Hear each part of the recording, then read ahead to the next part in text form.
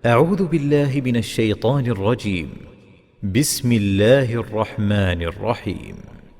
Bapak Ibu, di surga ada berbagai macam pintu yang akan dimasuki oleh orang yang sudah request, sudah mendaftar di dunia.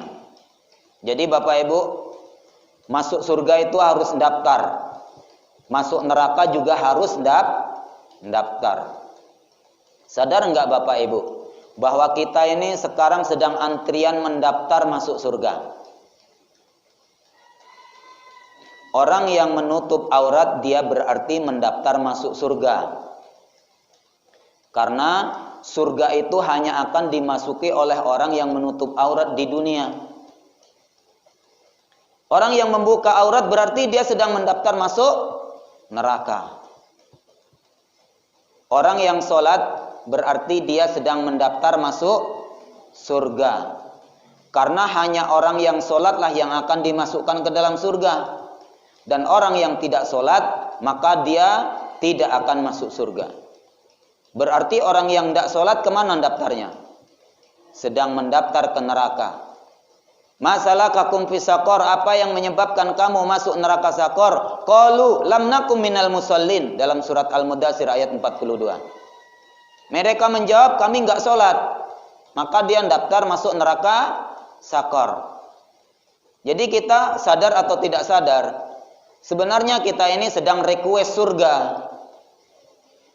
Orang yang melakukan dosa sedang request neraka. Dia sedang mendaftar.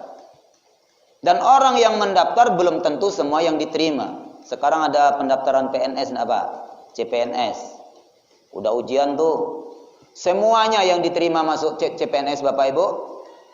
Enggak kan? Hanya orang yang lulus seleksi saja. Nah, semua orang yang daftar belum tentu masuk surga. Bapak Ibu, banyak orang yang daftar enggak masuk surga. Udah sholat, udah puasa, udah zakat, belum tentu masuk surga. Kalau dia membawa dosa syirik enggak masuk surga. Ya, makanya syirik itu enggak bisa selesai dengan sholat, enggak terhapus. Sholat menghapuskan dosa, dosa kecil. Puasa menghapuskan dosa, dosa kecil. Dosa besar tidak terhapus oleh puasa dan sholat. Tetapi bisa terhapus oleh taubat. Bertaubat Bapak Ibu. Bertaubat itu 4 rukunnya. Pertama apa? Pertama menyesal telah melakukan dosa itu. Menyesalmu. Ada penyesalan. Dengan menyesal itu Allah akan menilai hati kita. Innallaha alimun bidati sudur. Allah Maha tahu isi hati. Yang kedua, kemudian mereka istighfar, mohon ampun. Astagfirullah wa atubu ilaih. Aku mohon ampun ya Allah, aku bertobat kepadanya. Atau astagfirullahaladzim alladzi la ilaha illa huwal hayyul qayyum wa atubu ilaih. Bertobat Bapak Ibu. Setelah menyesal, istighfar. Kemudian yang ketiga, berjanji tidak akan mengulangi dosa itu lagi. Ambo yang tidak akan mengulangi dosa itu lagi ya Allah. Lah, cukup sekali saja. Yang pezina cukup sekali saja. Yang pernah mabuk cukup sekali saja. Yang pernah berjudi cukup sekali itu saja. Tidak akan kembali lagi. Kemudian yang keempatnya, baru mengimbangi dengan amal-amal soleh, melakukan perintah-perintah Allah. Nah, itu bertobat. Barulah diampuni dosa itu Bapak Ibu. At-taibu minadz-dzambi kama la dzambalah. Orang sudah bertobat dari dosanya, maka dia bagaikan orang tidak berdosa lagi. Bagaimana cara bertobat meninggalkan sholat? Ya, kerjakan sholat. Bagaimana bertobat membuka aurat? Ya udah, tinggalkan buka aurat, menutup aurat selamanya. Dia menyesal, istighfar, berjanji, kemudian menutup aurat selamanya. Nah, begitu cara bertaubat. Nah, jadi Bapak Ibu itulah yang bisa menghapuskan dosa. Maka dosa-dosa kecil terhapus oleh amal ibadah kita. Kita sedang mendaftar masuk surga. Tapi kalau sekiranya membawa dosa syirik Bapak Ibu, tidak bertobat, mati dalam keadaan melakukan kesyirikan, Ya innahu may yusyrik billah faqad haramallahu 'alaihil jannah wa ma'wahu nar wa ma lidzalimina min ansar. Surat Al-Maidah ayat 72. Sesungguhnya orang-orang yang melakukan kesyirikan diharamkan masuk surga, diwajibkan masuk neraka, dan tidak akan pernah ditolong orang yang zalim itu. Allah katakan zalim. Wa ma lidzalimina min ansar, dan tidak ada penolong bagi orang yang zalim. Orang melakukan kesyirikan adalah kezaliman yang sangat besar. Zalim menempatkan sesuatu tidak pada tempatnya. Ibadah hanya untuk Allah, sekarang ditempatkan di dalam hati manusia. Itu kezaliman yang paling zalim. Makanya surat Luqman surat ke-31 ayat yang ke-13. Ketika Luqman berkata, wa qala Luqmanu libnihi wa huwa ya'iduhu ya bunayya la tusyrik billah inna syirka la dzulmun adzim. Dan ingatlah ketika Luqman memberikan pelajaran kepada anaknya, wahai anakku ya bunayya la tusyrik billah, jangan kamu mempersekutukan Allah. Inna syirka ladul munadim, sesungguhnya mempersekutukan Allah kezaliman yang paling besar. Jadi zalim. Dan dosa syirik tidak diampuni oleh Allah Subhanahu wa taala jika tidak bertobat. Jika dibawa mati, innallaha la yaghfiru ayyushraka bihi wa yaghfiru ma duna dzalika liman yasha. Allah enggak mengampuni dosa syirik, tapi Allah mengampuni seluruh dosa selain daripada syirik. Surat An-Nisa ayat 48 dan ayat 116. Nah, jadi surga itu ada pintu. Pintunya direkwis dari sekarang. Di sini disebutkan oleh Rasulullah SAW an Abi Hurairah radhiyallahu an. Dari Abi Hurairah Allah telah meridainya anna Rasulullah SAW bahwasanya Rasulullah SAW qala bersabda, likulli amil babi min abwabil jannah. Setiap orang-orang yang beramal, dia telah berpesan kepada suatu pintu yang ada di surga. Yud'a minhu bidzalikal amal, maka dia akan dipanggil dari pintu sesuai dengan amalnya. Dipanggil oleh pintu sesuai dengan amalnya. Hadis riwayat Ahmad. Apa pintu amalnya? Di surga itu ada pintu amal namanya. Dia akan dipanggil dari pintu amal itu. Umpamanya yang rajin puasa dipanggil dari pintu puasa. Yang rajin sholat dipanggil dari pintu sholat. Yang rajin sedekah dipanggil dari pintu sedekah. Berarti di dalam surga ada pintu sholat, pintu puasa, pintu sedekah, pintu jihad. Nah, jadi banyak pintunya. Nah, ini hadis berikutnya.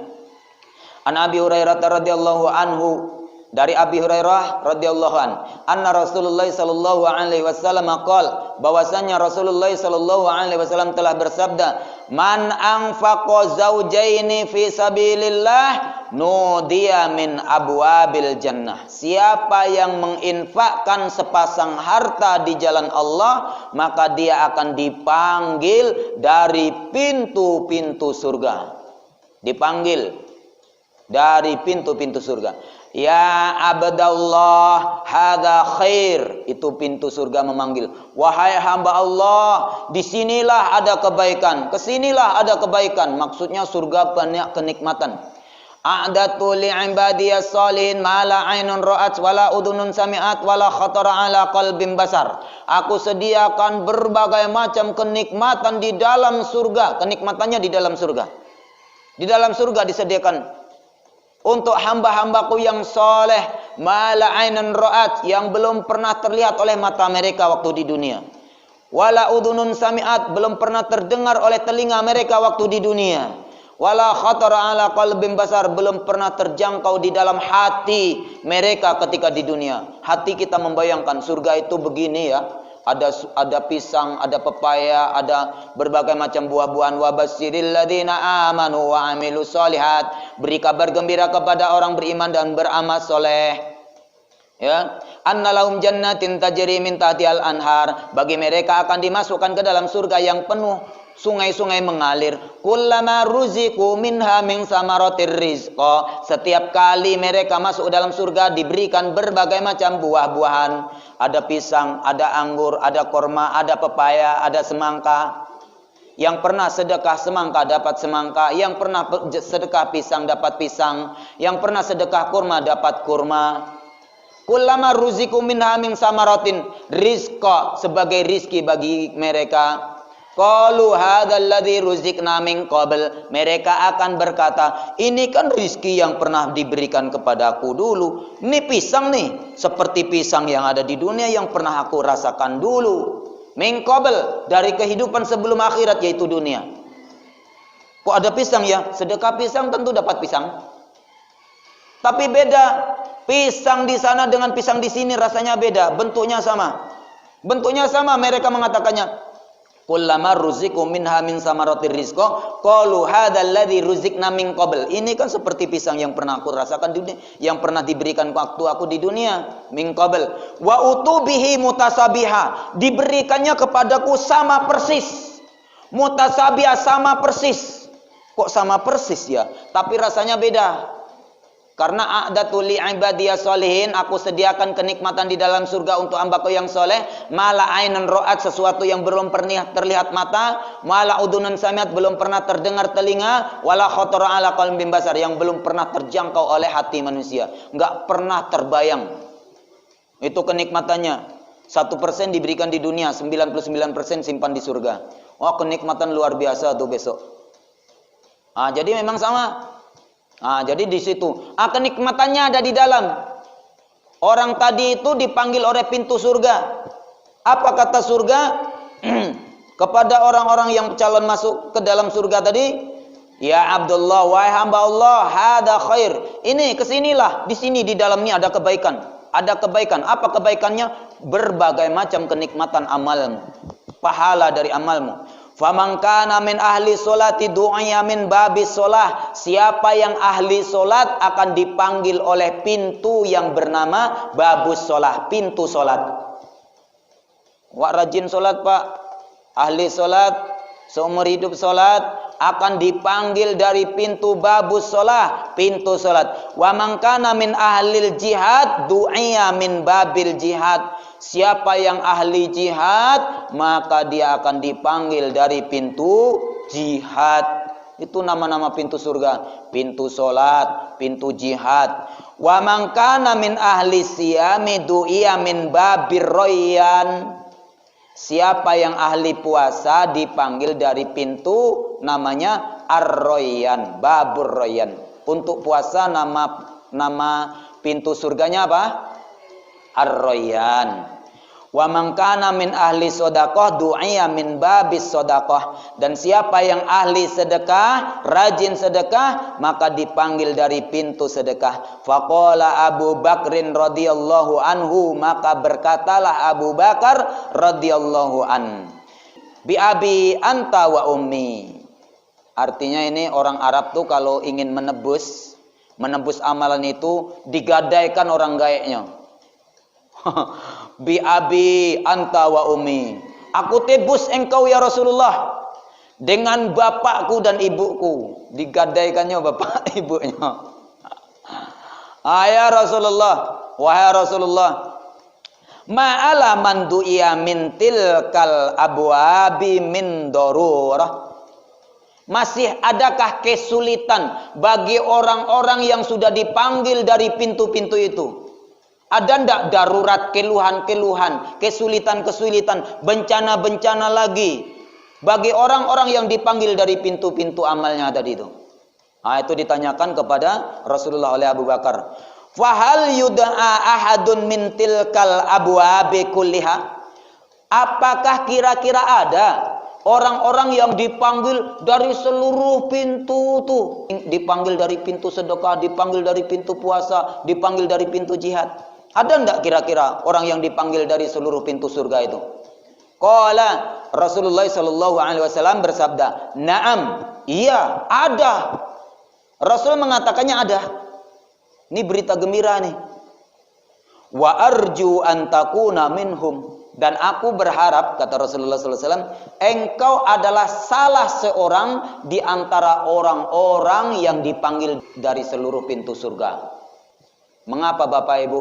Abu Bakar itu diharapkan oleh Rasulullah dipanggil dari seluruh pintu surga. Pintu sholat, pintu puasa, pintu sedekah, pintu jihad. Mengapa? Karena Rasulullah SAW tahu tentang kegigihan Abu Bakar dalam beramal soleh. Abu Bakar ahli sholat, iya. Ahli sedekah, iya. Ahli jihad, iya. Ahli berbuat baik, iya. Jadi Bapak Ibu, maka Rasulullah SAW berharap demikian. Berarti kalau kita rajin sholat, rajin puasa, rajin sedekah, akan dipanggil dari seluruh pintu-pintu surga. Hal ini terlihat dari sebuah hadis Rasulullah SAW. Qala Rasulullah SAW, Rasulullah SAW bersabda, "Man asbaha minkumul yawma sha'iman." Rasul bersabda kepada para sahabatnya, siapakah di antaramu yang berpuasa hari ini? Qala, maka berkatalah Abu Bakrin radhiyallahu an, Abu Bakar radhiyallahu an, ana, saya ya Rasulullah. Qala, Rasul bersabda lagi, faman tabi'a minkumul yauma janazah. Siapa di antaramu hari ini yang telah mengiringi jenazah sampai ke kuburannya? Qala Abu Bakrin radhiyallahu an. Abu Bakar radhiyallahu an berkata, ana, saya ya Rasulullah. Qala, Rasul bersabda lagi, faman ata'ama minkumul yauma miskinan. Siapakah di antara kalian yang hari ini telah memberikan makan kepada orang-orang miskin? Qala Abu Bakrin radhiyallahu an. Abu Bakar radhiyallahu anhu dia berkata, ana, saya ya Rasulullah. Qala, Rasul bersabda lagi, faman ada minkumul yauma maridon. Siapakah di antara kalian yang telah menjenguk orang sakit pada hari ini? Qala Abu Bakrin radhiyallahu anhu. Abu Bakar radhiyallahu an dia berkata, ana, saya ya Rasulullah. Faqala Rasulullah sallallahu alaihi wasallam, maka Rasulullah sallallahu alaihi wasallam bersabda, majtama'na fimri'in, tidaklah amalan-amalan tadi berkumpul kepada seseorang illa dakhalal jannah, melainkan pasti dijamin masuk surga. Rawahu Muslim, hadis sahih diriwayatkan oleh Imam Muslim. Jadi Bapak Ibu, Abu Bakar itu senantiasa beramal seperti gambaran hadis tadi. Apa saja amal soleh dia lakukan. Sehingganya Abu Bakar diharapkan orang yang pertama bisa dipanggil dari seluruh pintu-pintu surga. Bagaimana dengan kita?